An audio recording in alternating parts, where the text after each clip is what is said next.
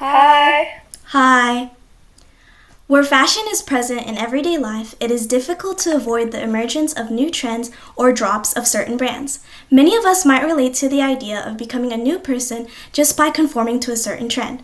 But at its core, fashion is profitable, and such fashion empires will take advantage of that vulnerability. But recently, some companies have taken this negative impact to try and undo this negative impression. My name is Janine Madamba, and I will be introducing you to the inside look of the fashion industry and the fashion empires and their impact on consumers. My credibility comes from my previous research on analysis of business on fashion empires, and such as their marketing strategies and the sources that I have utilized in this presentation. Today, I will be discussing the impact of the fashion industry and its empires and its great influence on society through their beauty standards and support of consumerism, along with how these empires are trying to fix it. Please keep questions at the end of this discussion, and I will have a short summary along with it. Thank you for your attention.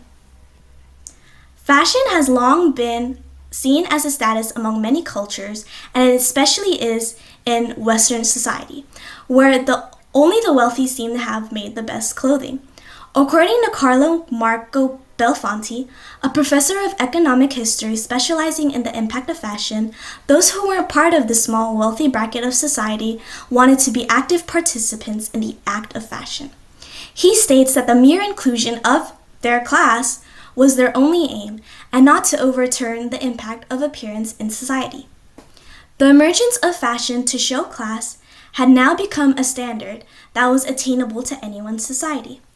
As mentioned by Maria Skivko, a trend researcher specialized in fashion, this process follows defined beauty and fashion standards that are accepted and known in society. The central message of dressing the body is to complete the task of looking fancy, beautiful, and fashionable. As clothing evolved as a status to a form of art, the endeavor of beauty came along. Not only does the appearance of the body matter, but how it is dressed became of rising importance. Fashion had now become a whole new aspect of beauty, and to conform to trends was to be beautiful. As technology had long evolved from fashion magazines to online posts, PhD researchers Yan Yan and Kim Bissell discussed how this technology had now carried different kinds of beauty standards across the globe. As more beauty standards are constantly being created, fashion evolves along with it. For example, if looking more mature is the standard, tighter clothing becomes produced and advertised among consumers. As these standards become more imminent in society, the harder it is for consumers to conform. As such, the feelings of conformity lead to our second point, the downfall of fashion and their empires. You might think that fashion empires only include fashion houses such as Christian Dior or Gucci, but they also include major brands such as Forever 21 or Hollister. This comes to the ruin of fashion empires and how sustainability contributes to its downfall. According to Anama Joy, professor and researcher in sustainability in fashion, consumers are disappointed with the fact that the brands they enjoy openly produce excessive amounts of product that impact sustainability. Along with this, consumers are not as educated in the aspect of sustainability when they think about fashion as researched by Joy and others. But as consumers become more familiar with the impact of fast fashion, it has been leading to the discoveries of fashion empires' consumerist ideals. As said by Joy et al., even companies such as Zara, which once manufactured all their goods in Europe, resulting in better quality control, now outsource at least 13% of their manufacturing to China and Turkey.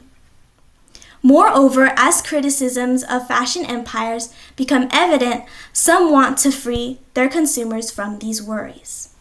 A good example of fashion company having this ideal is the fashion house Maison Margiela.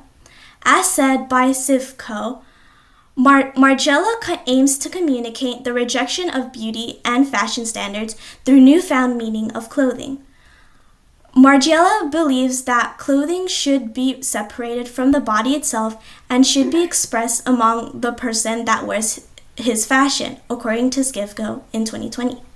By not conforming to regular fashion, Margiela influences fashion by introducing otherworldly ideas that do not criticize the human body, but the idea of the clothes and their expression, overall holding clothing beside beauty.